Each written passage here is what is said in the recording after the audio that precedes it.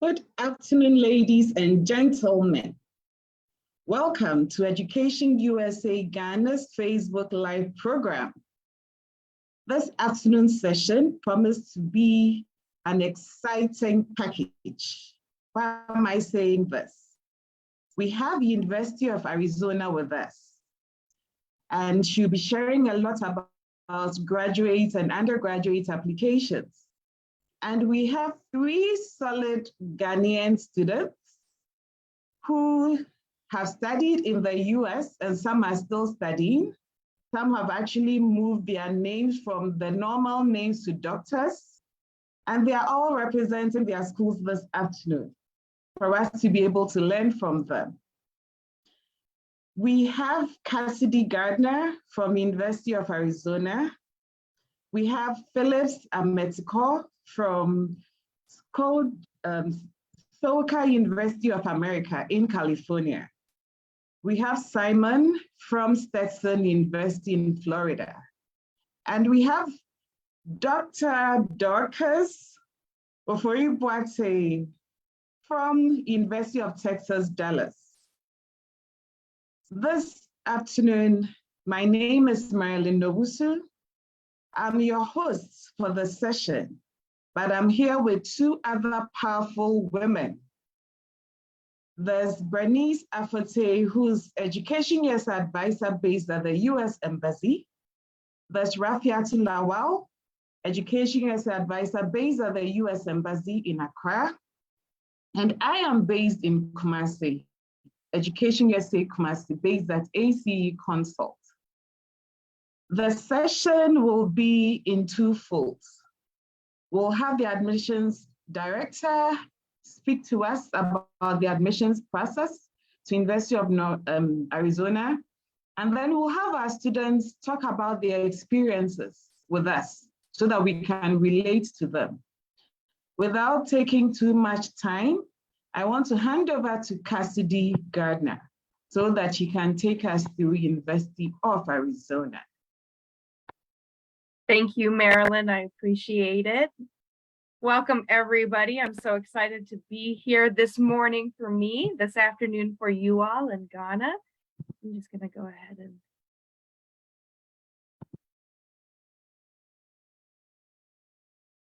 I'm excited to talk about the University of Arizona and all of the different options and offerings that we have here for any prospective student looking to better themselves in higher education. So just a little background information about the University of Arizona. We were founded in 1885. So that means we are the oldest university in Arizona. That definitely has some prestige to go along with it. And with that, our student population is pretty big. We have almost 50,000 students. The majority of those are undergraduate students, but of course we do have quite a large graduate population as well because we have so many different offerings, both at the undergraduate and that graduate level. And this is actually the number 6.5% is closer to 7 now. So we have 7% of our students here are international students. We have representation from over 120 countries here on campus.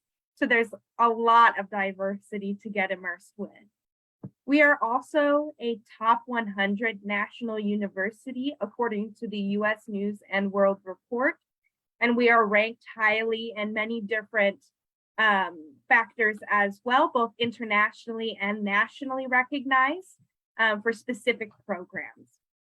We like to call ourselves a flagship research university. So that means we have a lot of funding for our students to be able to conduct research and, achieve great discoveries. So that is definitely something that we are always excited to share with our students, that whatever it is that you're wanting to discover, you can probably do it here in Arizona. And then 89% of employers, when they hire our graduate students, once they've graduated, they say that our graduates exceed their peers. So that means that we're really setting our graduate students up for success in their careers after they graduate.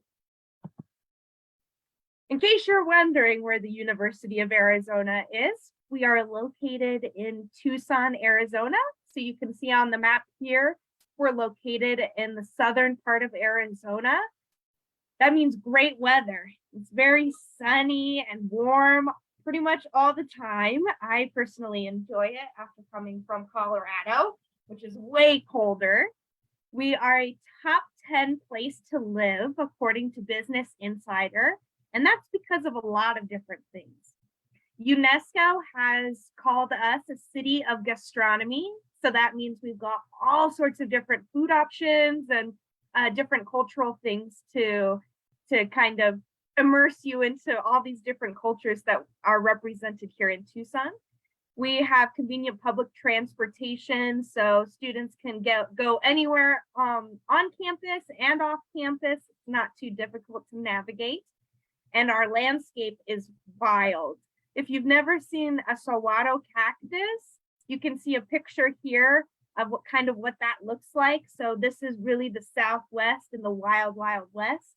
We also have our mountains, of course, as well. So it's really an interesting and diverse place to live. Specifically on main campus here, I like to think of it as a city within a city because it's so massive. I come from a smaller university and I worked with different small colleges before. So when I came to the University of Arizona, I was mind blown. It's so big and there's so many different opportunities for students here. We've got like 20 different museums and we have all sorts of different things for students to check out and participate in depending on what they're interested in. Of course, everything you need is located basically within a 1.5 kilometer radius here on campus. Students live on campus, there's all sorts of restaurants, and it's just really an awesome environment to be in. A little bit about our rankings. I briefly touched on those, but we are a top 1% of the universities worldwide. So there is major prestige when it comes to coming to the University of Arizona and achieving a degree with us. Some statistics, we're #1 in management information systems, #3 in mining, engineering, and geoscience programs. So if you're interested in like studying energy related topics, that's definitely a topic for you in the geosciences. And then we're #5 in astronomy and physics, and that fluctuates a lot actually, but we're always in the top 5 for our astronomy programs. So if it's research or art that you're wanting to achieve, or maybe you want to immerse yourself in technology, you can definitely do that here at U Arizona. Of course, it's not all about academics when we're thinking about studying in the US and being a college student, right? It's about the experience too. So of course, we have lots of different clubs, depending on what you might be interested in. We have over 600 organizations to choose from. So, if maybe you're interested in joining a sorority or a fraternity and being a part of that Greek life, or maybe you're really interested in making films or cooking, whatever it might be, there's definitely a group for you here to make friends and get yourself immersed in the culture here.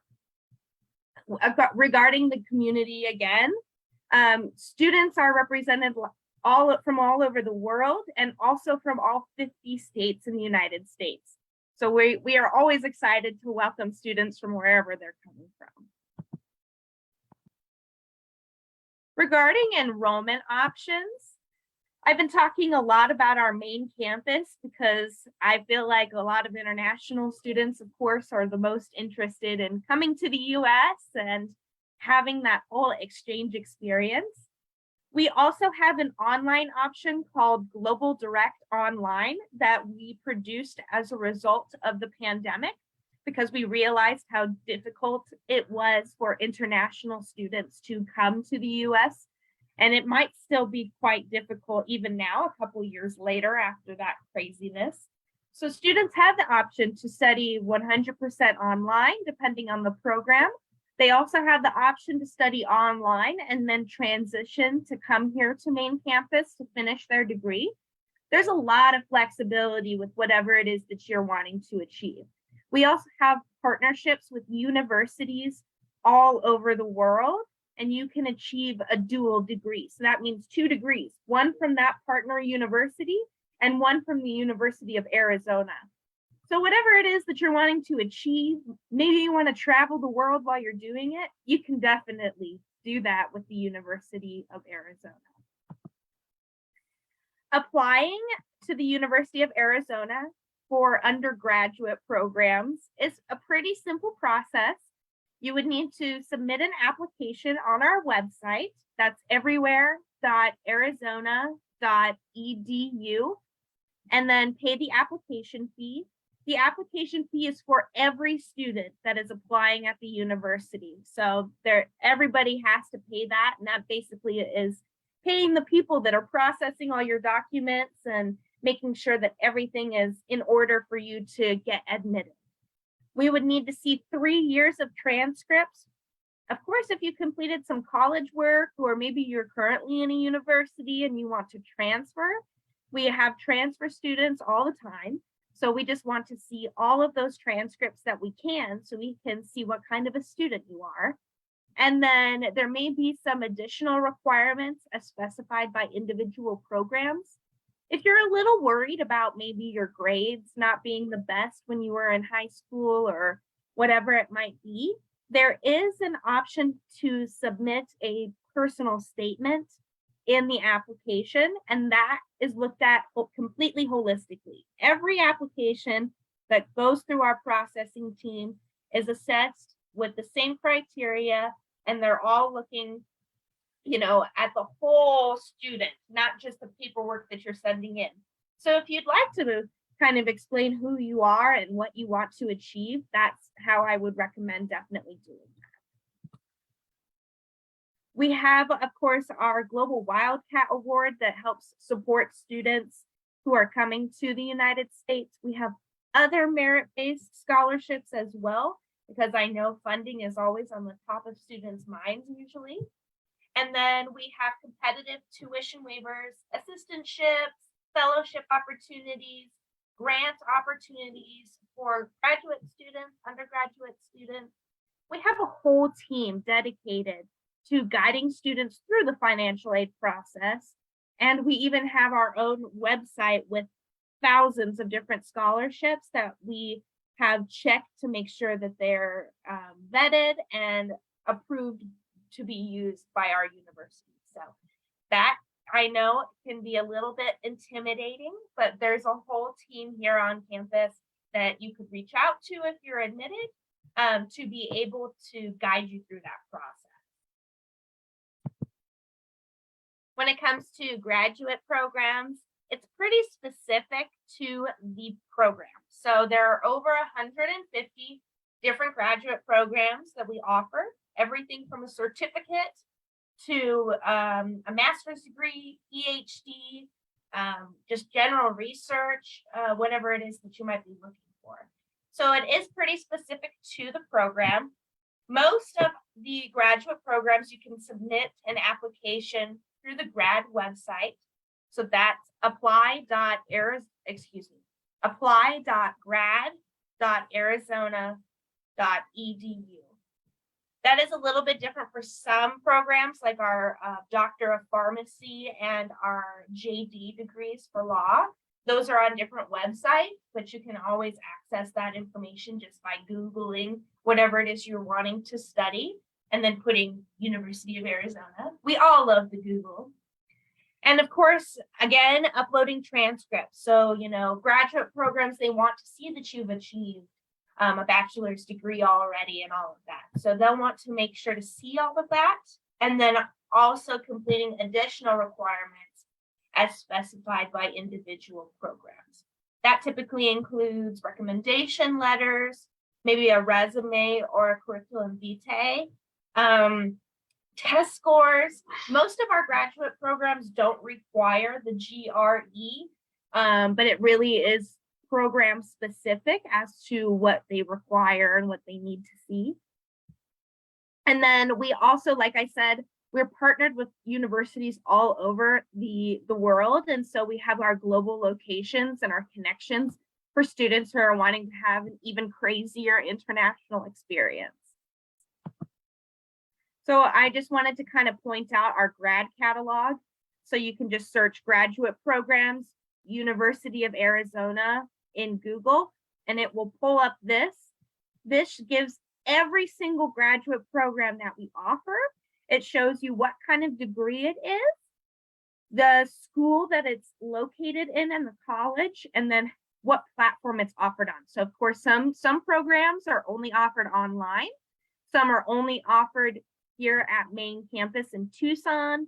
And some are offered, like I said, all over the world. If you look at that accounting master's, it's also students can study in Jordan as well as online or here in Tucson. So I definitely recommend taking a look at the grad catalog, as this is the best platform to be able to see all of the different information for whatever it is you're interested in studying. You would just need to click on one of these programs to be able to see more information like this.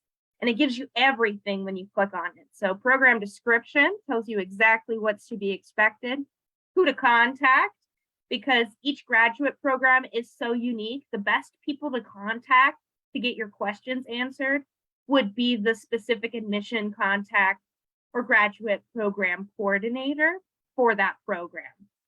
It also tells you tuition and fees. It gives you a calculator, gives you admission requirements, what they need to see, where to submit your application, and all of that. So it's all located on one page. Some do require proof of English proficiency, but in general, if you were educated in English, as pretty much all Ghanaian students are, that is not an issue at all to provide proof. Test scores, such as potentially the GRE, the GMAT, the MCAT, it really depends on what you're applying for, but in general, most programs have waived the GRE requirement for that specific graduate level entrance exam. And then, like I said before, personal statement, resume, letters of recommendation. And when you're asking people for a letter of recommendation, it should be somebody that has worked with you on an academic level and knows kind of who you are as a student. There's always funding options in the undergraduate and the graduate level with assistantships, associateships, different scholarships and grants. There's lots of opportunities to achieve full funding. You just have to put the work in. It can be a little bit difficult to research grants and all of that. And so if you want some assistance with that, you can definitely email this red email here on the screen, grantfunding@list.arizona.edu, to be added to an email list that will send you information about all sorts of different funding opportunities at the graduate level for students to pursue.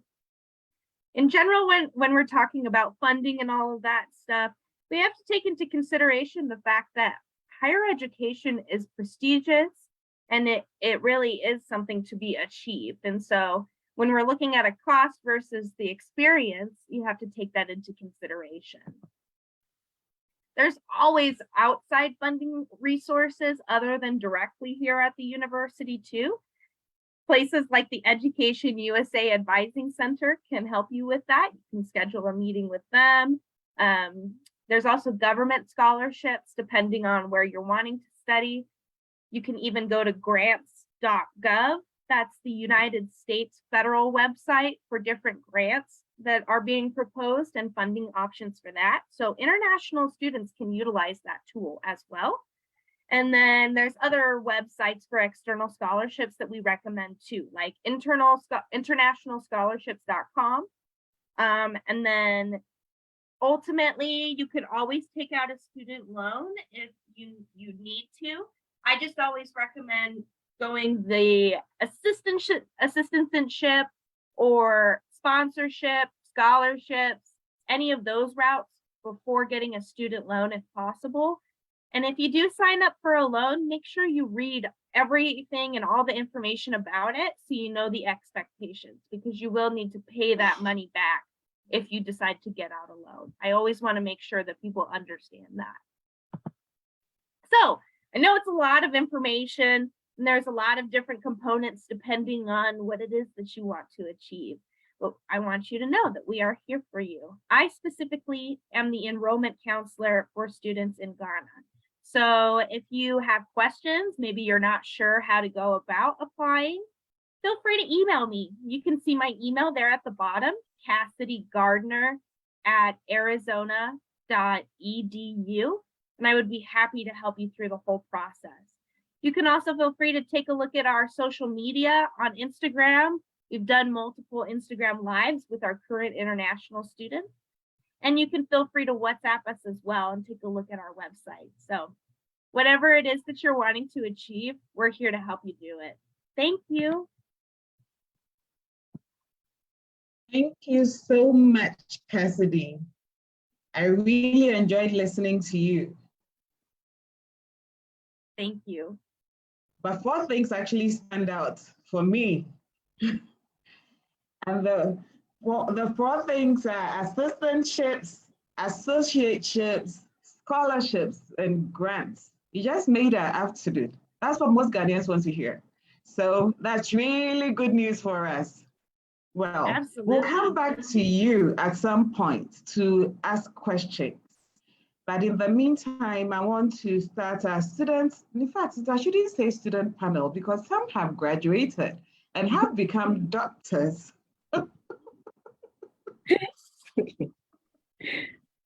So I should rephrase my words and say that we are inviting some Ghanaians who finished school and some who are still in school to take over the next session.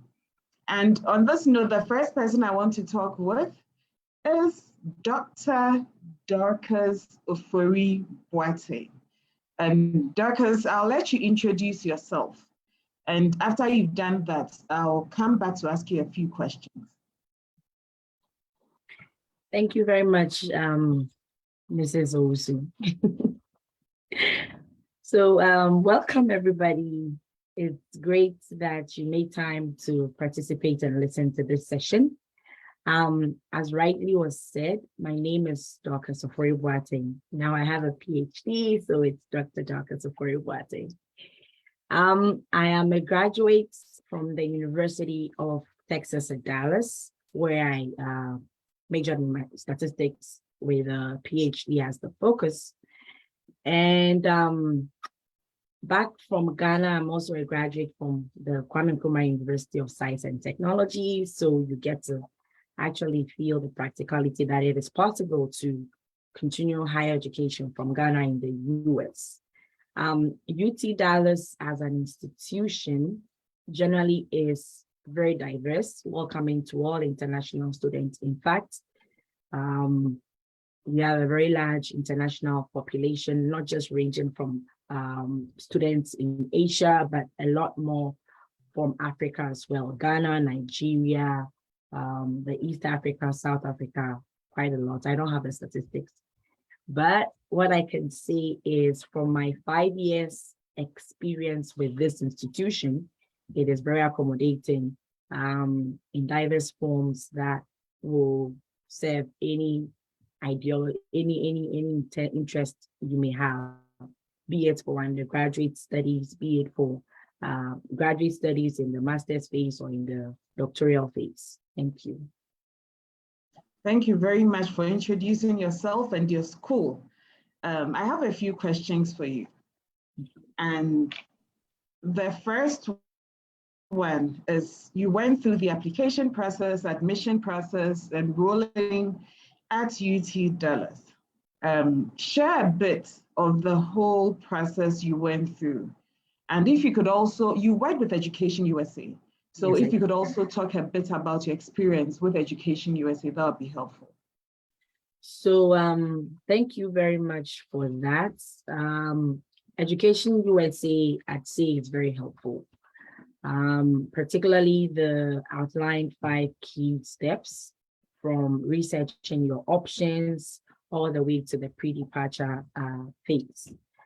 In my experience, application was made a bit easier. So the year before I applied, I tried to do the admission by myself. I'm not saying that it's not possible, but I'm saying that with Education USA, Kumasi, I'd say that it was pretty easier, made easier with the assistance, with the guidance I got.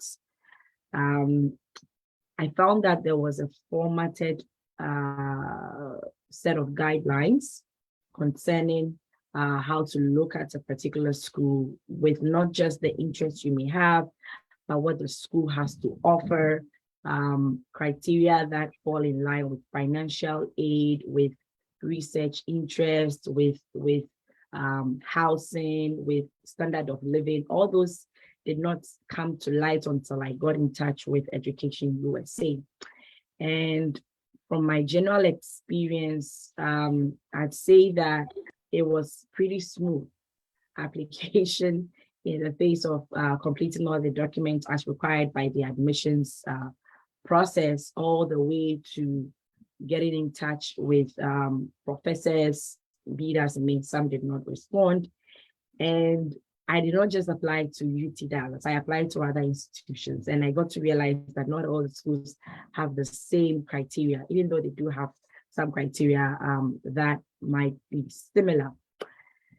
Another very helpful light that Education USA offered to me was that they also help with ensuring that whatever marketing information you are putting there for yourself in the form of your statement, whether it's statement of purpose, whether it's a CV, whether it's a personal statement, at least there's a third eye that looks at it, ensures that you put your documents right and not one where you don't get a right projection of you as a student or you as a potential candidate for the degree. And that was very helpful.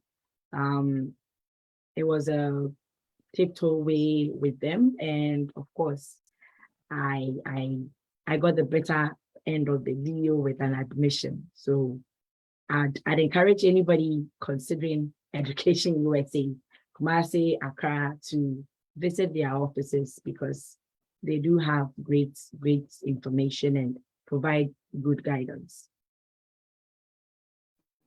Thanks, Dorcas. I like the way you've made everybody appreciate our role as Education USA. And you mentioned the 5 steps, and I'll quickly just sum it up for our listeners so that they can appreciate what we do. So as Dorcas said, there's Education USA Accra, which is based at the US Embassy. There's Education USA Kumasi, which is based at ACE Consult. All Education USA offices are parts of a network of Education USA advising centers worldwide. And this is run by the US government, so you know you are in safe hands. And for the 5 steps, we help you to research your options when it comes to looking for schools in the US. We help you to search for finances for anything you need to be able to study in the US. Then we take you through the application process so you know you are doing the right thing. We also will take you through a visa application process so you can appreciate the right documents to present, how to present yourself, just to know you are doing the right thing. And then eventually, when all is said and done, and you receive your I-20 and you're happy, we take you through a pre-departure orientation so that when you get to the US, you don't become a JJC. And those who are old will appreciate JJC, but if you are young, it's Johnny just come. So that's what we do as Education USA. For our listeners, this is basically what we do. Dorcas, coming back to you. And this might be a bit personal, but I would want you to please share it. And talk a bit about campus life. Talk a bit about your academics and then your finances too. So I'm going to start with finances because that is very important in even moving forward with acquiring a visa, when you're sure that you're sure of the pathway to which your degree pursuant is going to be catered for.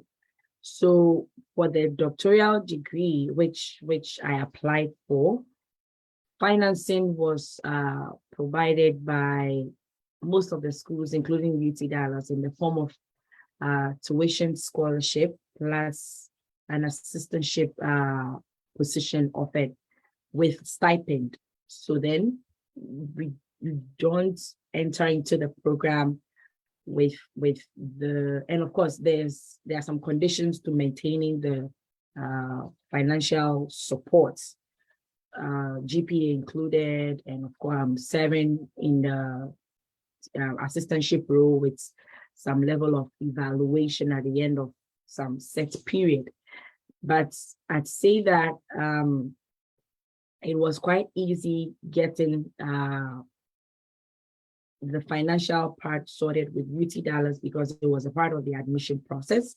When you apply to the program, you have a questionnaire that tries to find out whether you're interested in being considered for an assistantship role, and you express consent there. But for some other institutions, you need to go through another route wherein you write a whole document stating why you fit the role of an assistant, a teaching assistant or a research assistant, and why you should be considered for that offering. Now, with mine, it was once you got the admission, it was an added on package, of course, after all other considerations from the admissions committee had been made. So it was a bit taken care of for me on that level. Campus life, so I can talk from two different angles. One where I'm an observer, one where I'm a participant. Because I went in as a graduate student, and so I did not have the exposure that an undergraduate would have, but from my pretty much little observation, I can contribute some with the little interactions I have. But let me mainly talk about what it's pursuant to me. And that is that campus was quite welcoming throughout my 5 years, very accommodating, especially noting the fact that I am international. And one truth that we hear before we leave Ghana, but is different when we actually live in the reality, the cultural shock, in the sense that no matter what you do, we are coming in from a different educational system, education raising system. And it's different in America, it's different here in the US, and it's different even across universities. So you would have to get used to a new system, and believe you me, don't be discouraged if some techniques that you're used to based off of your style of study in Ghana may not necessarily work here in the US. You just need to build the spirit to adapt, to reintegrate and learn new techniques or try new things, and don't just fret or give up, because I know it's very easy to give up. I have a few experiences where people around me gave up. But then campus life, finance, generally, the schools try to provide support mostly to international students, set up a whole international office where students have resources. And it's very important that we also consider accessing all these resources, because they are set up primarily to ensure that we have a very good school experience generally for the program setup. I'm not sure if I missed anything else apart from the finance and the campus life. Marilyn, please. I think you've shared most, which I love. Okay. I love the fact that you mentioned cultural shock, that people should get used to it and that they will overcome it. So I'm happy. I'm happy you've shared this with us. And we have two other students who joined us. I'll move on to them, but if we have more questions for you in particular, I'll come back. Okay. So I want to move on to Phillips. Hi, Phillips, how are you? Hi, Marlene. I'm good. Are you in Ghana or you are in the US? I'm in the US. Oh, okay. Specifically where? Aliso Viejo in California. Good. Anyways, kindly introduce yourself a bit to us, and then we'll ask you a few questions. Hi, everyone. I am Phillips Amechiko. I'm originally from Tema in Ghana, and I attend SOCA University of America, where I'm exploring economics and math. And I would say SOCA University is a very small liberal arts school in Aliso Viejo, which has an international population of 50% and then domestic meaning 50%. So you have a lot of differences and lots of cultural shock going on here as well. Thank you so much. This really is helpful because believe you me, some people may not have heard of SOCA. So I'm happy you mentioned it. I'm happy you are there. In fact, let me ask what most people would want to ask. Did you get any funding? Yeah, I got a full funding from SOCA University. Hey, there we are coming though. Can you please take us through the process, the application process, how you did the funding, anything you think is worth sharing? Kindly take us through that. So just like Dr. Dokas, I was with EducationUSA, but I was at the Accra part. And it started with writing SATs where we had resources at the embassy. When we go there on Tuesdays, we could try and then just practice and then ask our, so we had a cohort of other scholars also who were also eager. So it was a community where you see people pushing each other to excel. And then after the SAT part, we had a college application, which was like very, very difficult. Since we don't do anything like that in our educational system, we had to write like more personal essays. But we had advisors at the embassy. For me, I was lucky to have Auntie Venice, who helped us navigate the system. So there were days we would have to draft essays when we go for a meeting, and we have peer reviews where our peers would tell us what they think you could do to improve them. And then we had to submit our essays to Auntie Venice for her to review them.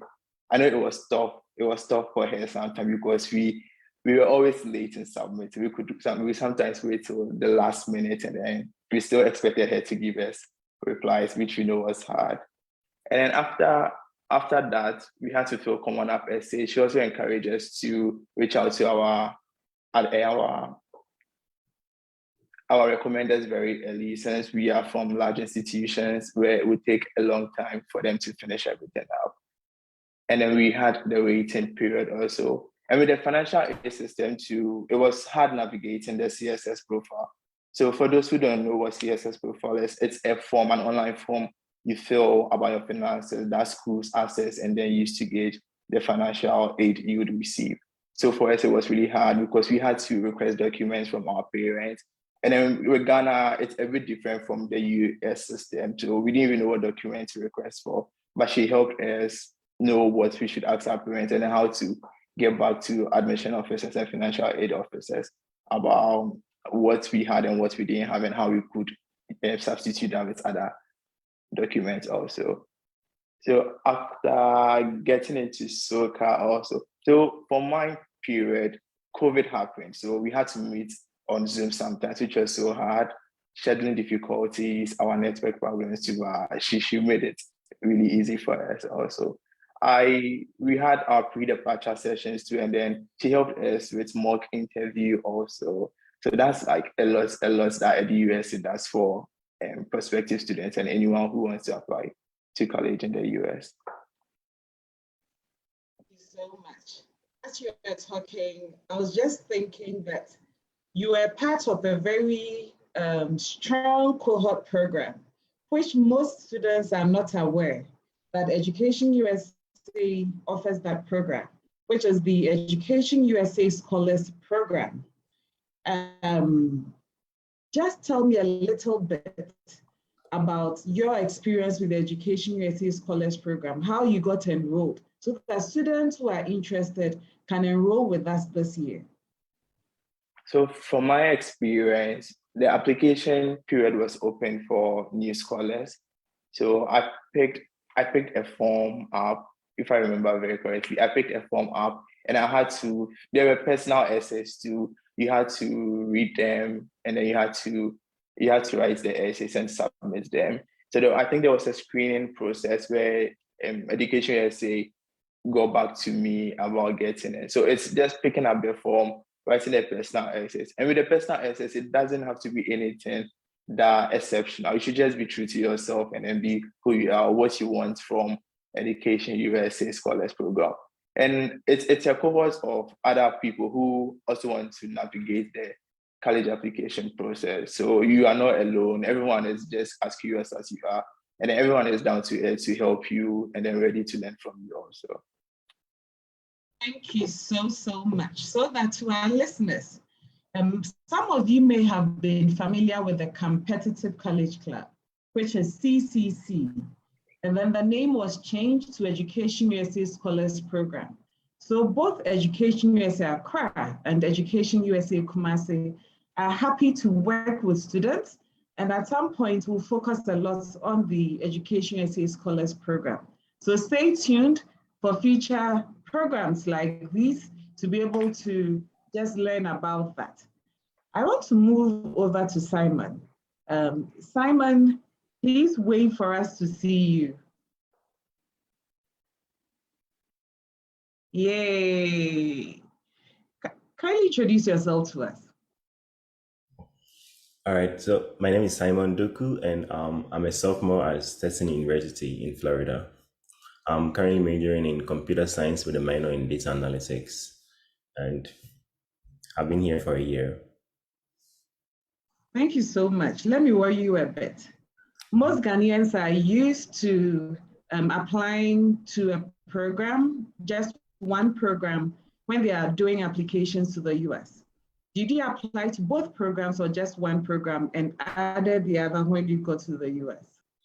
So I actually changed my majors. So in the US, it's possible to change your major as many times as you want within 2 years. And after that, you settle on one. So you are given the opportunity to take as many classes as you want to see which one is the best for you or which one suits you better. And then from there, you can make a choice on what to choose. So when I was coming, I chose biochemistry because I thought that was what I was going to be doing and I'm interested in that. But then after taking some classes in math and like calculus and some computer science classes, I thought that's going to be the best fit for me. And so I chose that. Wow.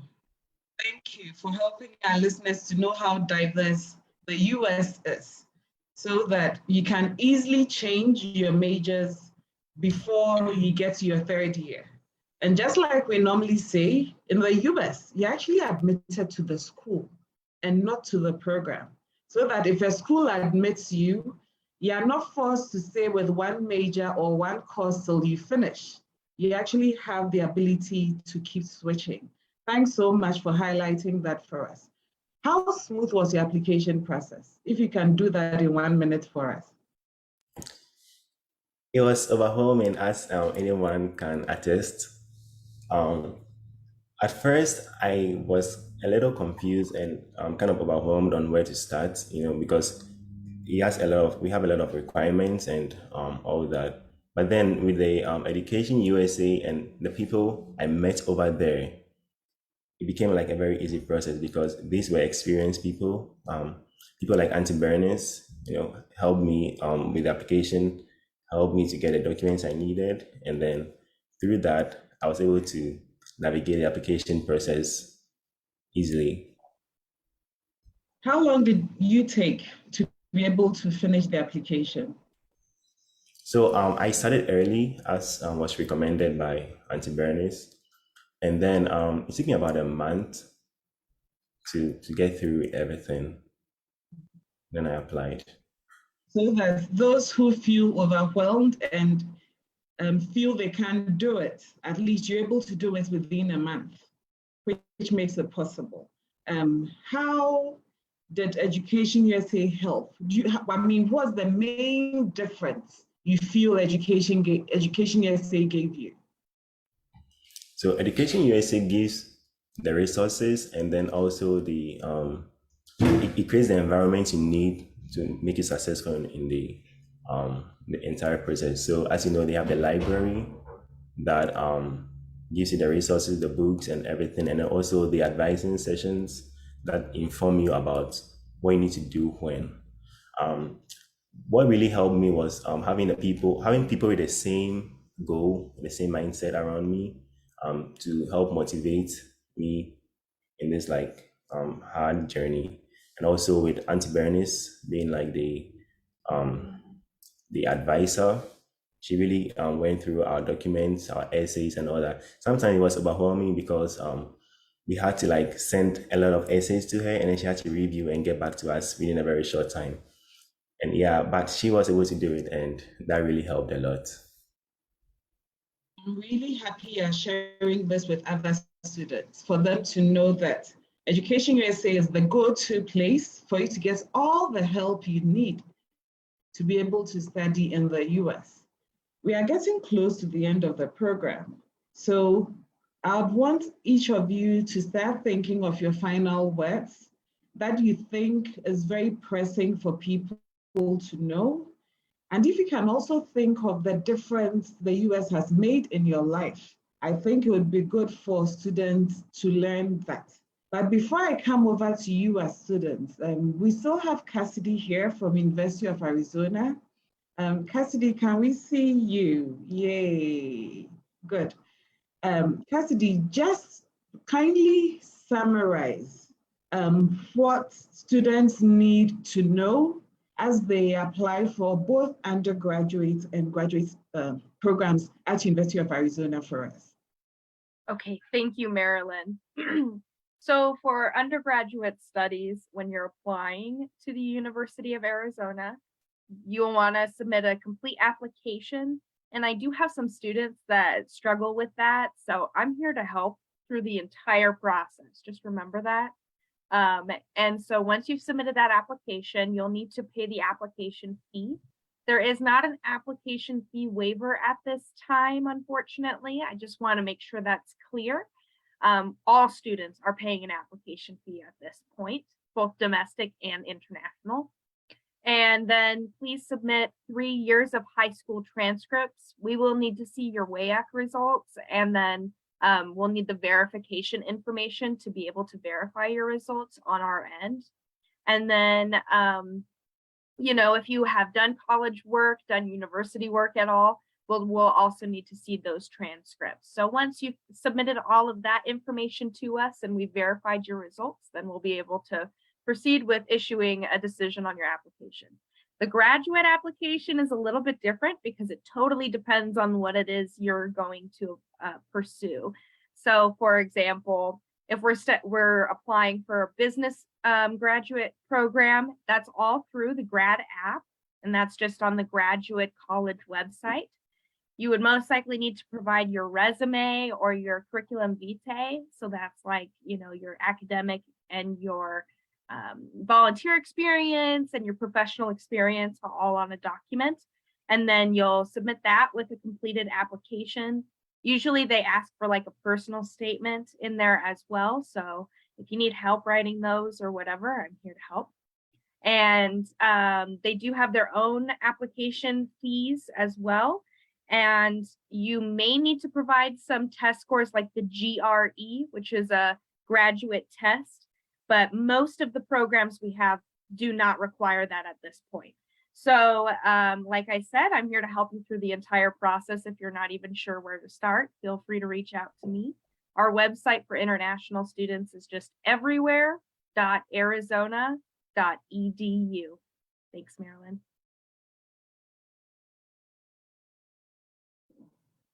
Thank you very much. For our student panel, I was going to come back to you to get your final words, but we actually have just 1 minute to wrap So I may have to do the wrapping up and not get you to give us our final words. But I want to say thank you to Dorcas Ofori-Boateng, University of Texas at Dallas, and then to Simon Doku from Stetson University in Florida, and to Phillips from SoCal University of America. I'm sure our panelists will go back to read more about your schools, and if they need anything, we'll try and connect them to you. But to all our viewers, you've been watching our program, which is Education USA Ghana Facebook Live sessions. I want you to know that our officers are still working with students.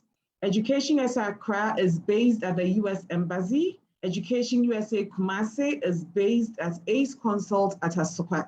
Kindly get in touch with us and let's help you to successfully get to schools like these wonderful student panel have been. Thank you so much for your time. See you next 2 weeks, Thursday, for another